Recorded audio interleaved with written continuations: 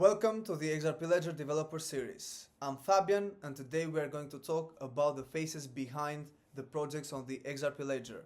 We're going to talk about their hobbies, their identities, and their hardships. Today with me is Wietse Wind, the CEO of XRPL Labs.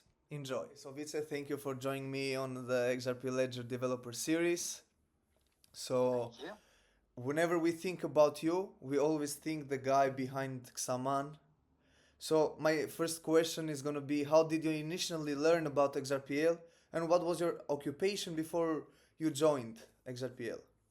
Right. So I had a software business before, and I wanted some spare time, a little bit of nothing to do as we were expecting our first child, um, which resulted in me suddenly having more time than I normally had. So I was going through a list of bookmarks that I made throughout the years of technologies and things to look into whenever I had the time, right? Which is never, except this time I did.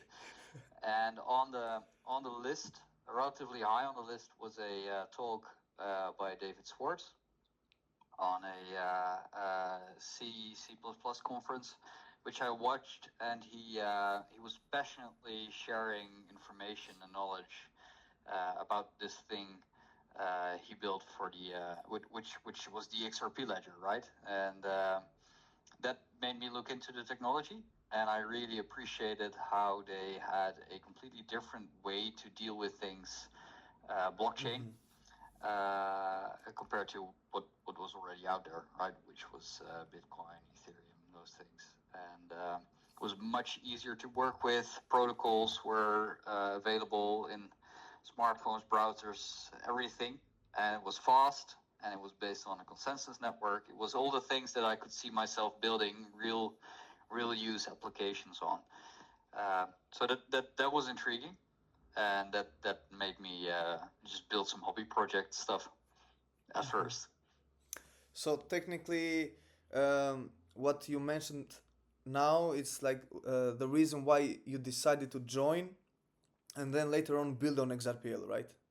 Right. So I didn't necessarily decide to join. I just started building. Right. So you have a new piece of technology. You look for some information out there. You find some sample code, and you just start to play around, which I did. And then obviously, if you like the technology, you want to build something that's at least somewhat useful, even if it's only for your own test. Looks like my headset disconnected, but But I still can hear you. perfect. So I built the XRP TipBot back then, which was just a hobby project where I connected it to the Twitter API, and then whenever people would write this small TipBot syntax, they could send some XRP from one person on the social network to another. And then after Twitter, Discord got added and some other platforms. And it just shared it with the community on Reddit, where it was actually first active on Reddit. And people actually liked it and started using it. And that's the best kind of thing as a developer, right? If you build something, you like the technology, you build a hobby project, and then people actually use your hobby project. So that kind of evolved over time to doing that full time and building a business on top of the technology. But it started with a hobby project that wasn't even that serious, but fun, a lot of fun. So we're talking like back in 2010, 2008? When was it? No, this was later, 2017, 18, something like that. Perfect. So, if you could describe your personality using only one word, what would it be, and how do you think it shapes the way you contribute to this project, to Xaman project? One word. I think it would be curious.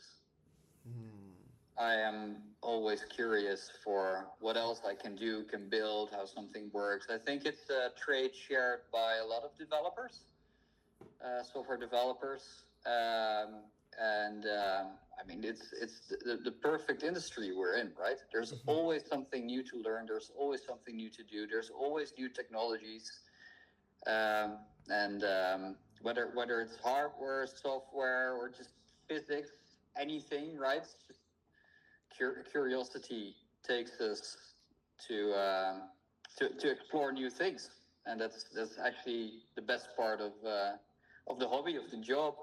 Hmm.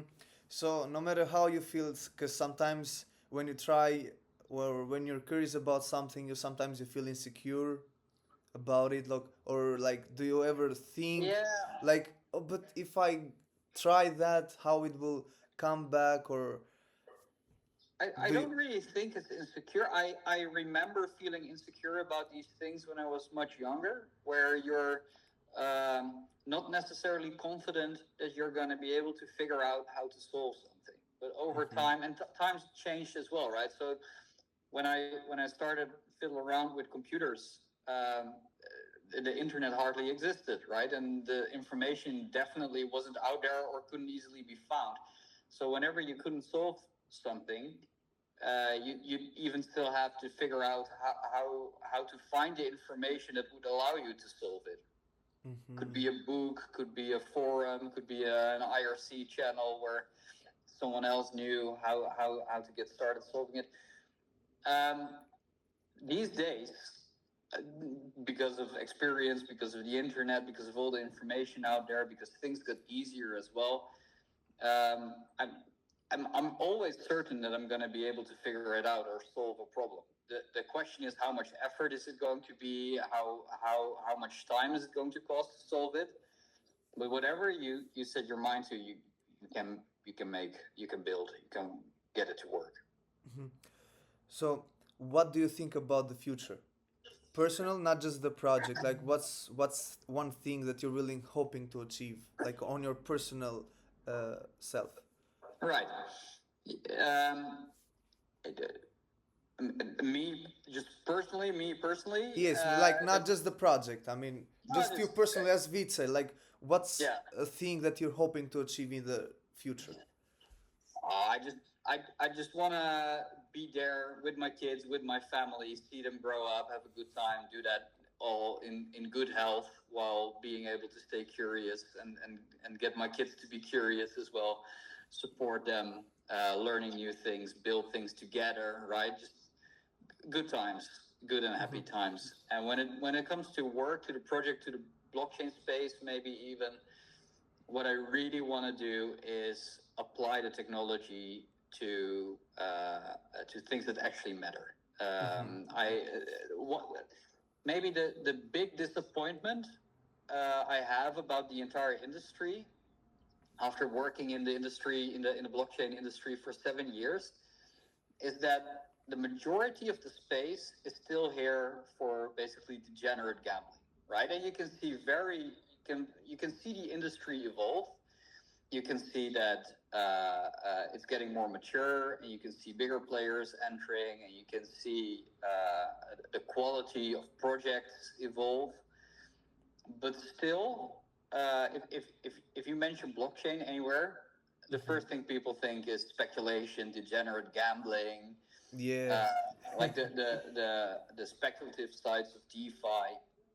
And I would really like to build something, to develop something that doesn't even have to be a financial application, but something that leverages blockchain that helps make an entire industry or vertical more transparent, better for everyone, basically better for existing vendors, better for consumers if they're there.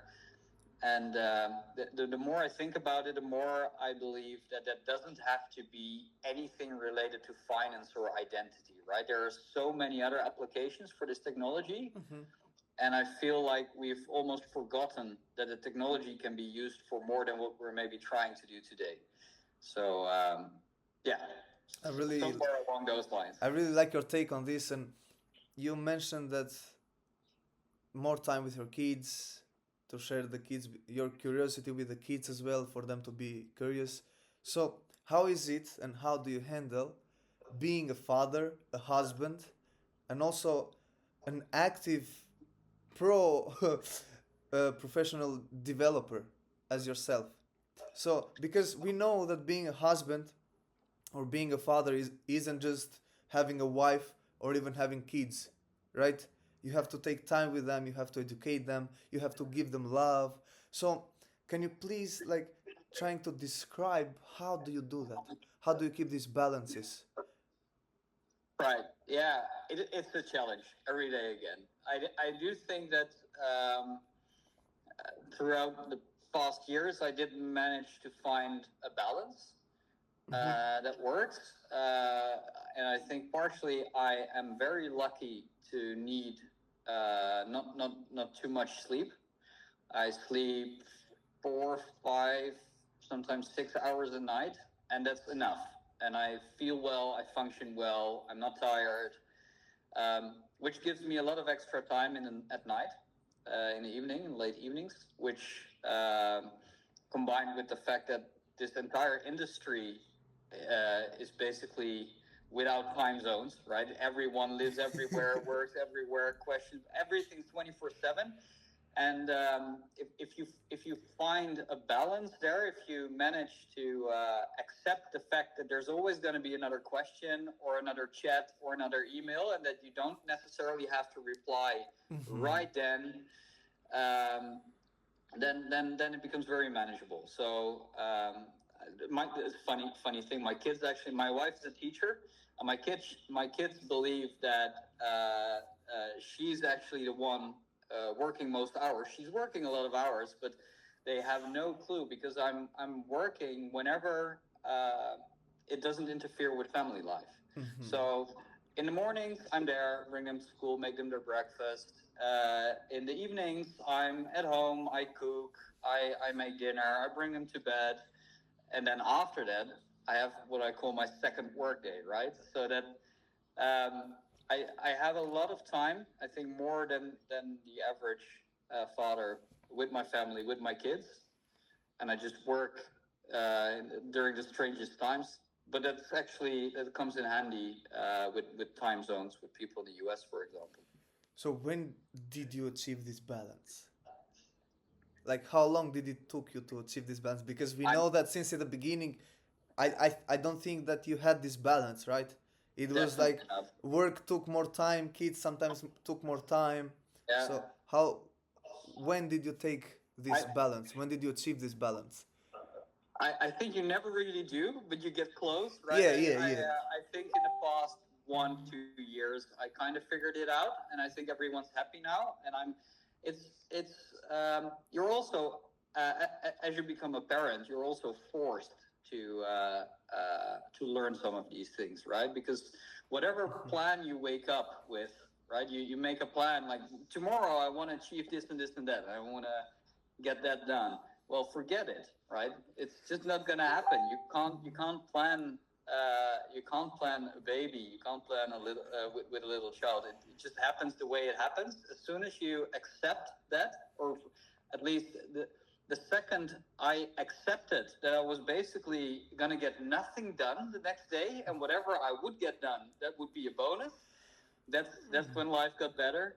And I also think the second I realized or decided to realize that if there's a new message, if there's a chat, if there's a message on Signal, if there's an email, that unless if a server is on fire, you don't need to answer right then, right now, right? And other people don't really expect you to. As soon as you let go of wanting to get everything, go to inbox zero, basically, life becomes a lot easier. Mm. So my next question is about your challenges. Like, what's a big challenge in your life or in your project, and how did you push through it? Yeah, several. I guess that's the curse and the joy of being a founder, right? There's always another challenge. Um, so I think the biggest challenge most recently was work towards sustainability, Mm. which is, I think, a challenge for a lot of companies in this industry, except for the ones rugging users with a issue token, right?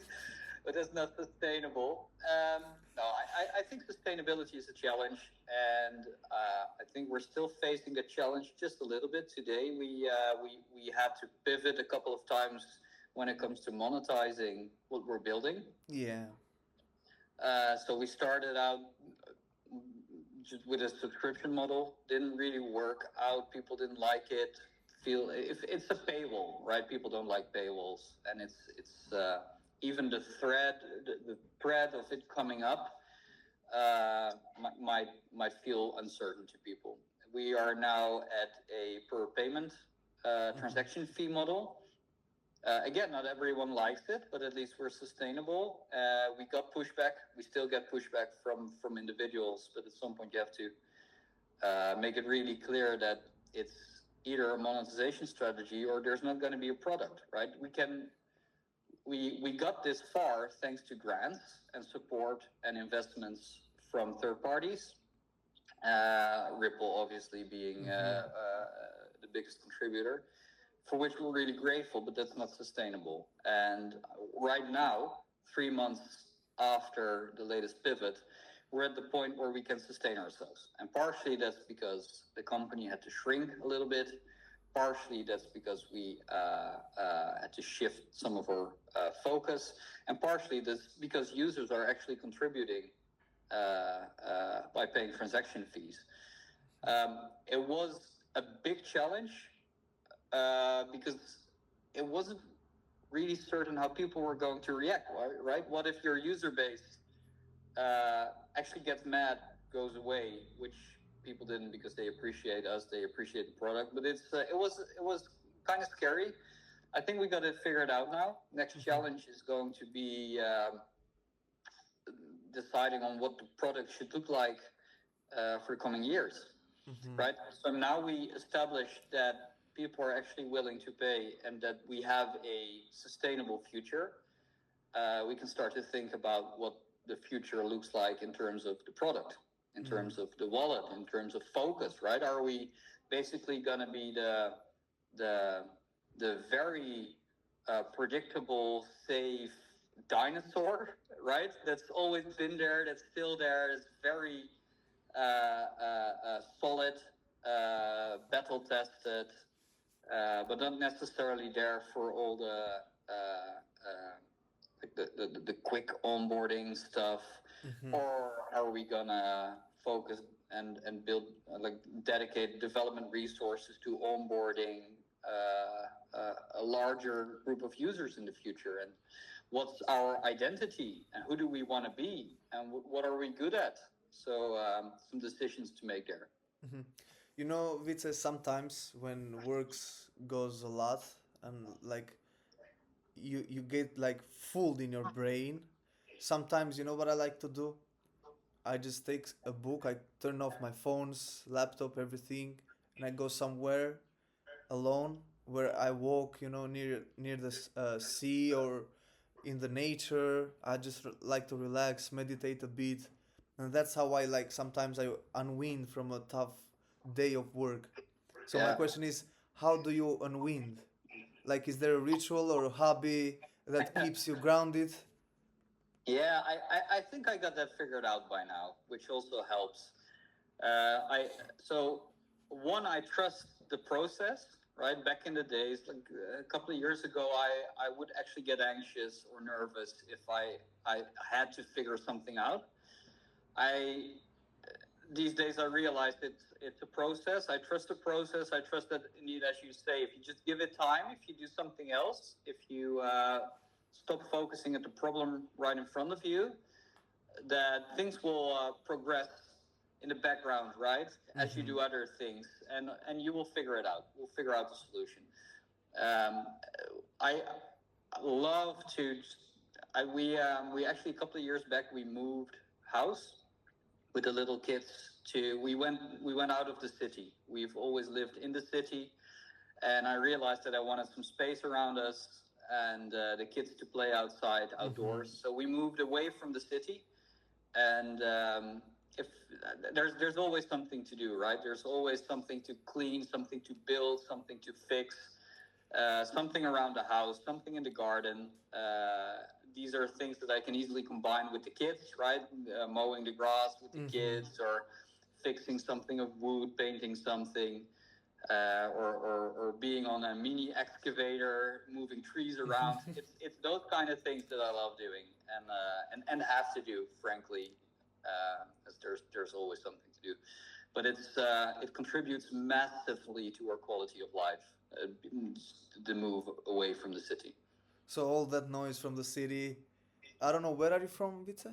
Which The Netherlands. Netherlands.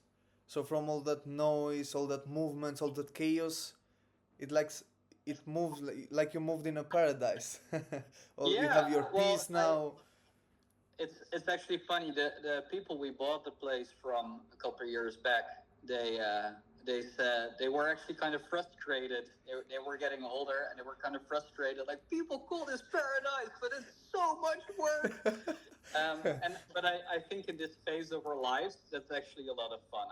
I can see how over time, if you're getting older and it's getting harder, it kind of gets frustrating that people call it paradise while you see only things you'll have to fix and address. But no, it's wonderful. The advantage of being able to work anywhere as long as you have internet, combined with moving away from the city, is for us actually wonderful. So let's get back to XRPL again. So my other question is, if you could change anything or add something to XRPL, either that's a technical feature on the network or the ecosystem as a whole, what would that be? I don't. If I could change one thing right now, it wouldn't be necessarily a feature or something in the ecosystem, but more something for the ecosystem. I would address the on and off ramp problem, right? The XRPL has features that would allow for a seamless integration with banks or other places where you already manage your money. The fun thing is that actually this already existed. 2014, 15, on-ramping and off-ramping was so much easier, and there were actual maybe pilot projects, but there were banks allowing you to integrate with the XRPL, to interact with the XRPL. If banks would allow you to take your fiat as an IOU to the network and back, everything would be solved in terms of onboarding, offboarding, on-ramping, off-ramping, like the initial steps. It would be so much easier. I think still today, even though it's so much easier than a couple of years back, the process of having to take your money from here through a third party to there and back is just so annoying, so limiting, so frustrating, so counterintuitive, really. That's what I really would want to change. But it became harder, not easier, for new players to fix these problems because of regulation. On the other hand, I think it's important that things are regulated and trustworthy. And I think in the coming years, a couple of parties will actually nail this and it will get easier. But if I could fix it right now, then I definitely would. So why would you recommend the XRP Ledger to other developers? Because it's very easy to work with, it's very well documented, it's very simple to integrate, and it has a lot of features native in the protocol, which is easier for you as a developer, it's easier for users, it's easier for the entire ecosystem to integrate with. So on a protocol level, on a design level, I think it's superior to most technologies out there. Perfect. So this is all I had, Wietse. I want to thank you.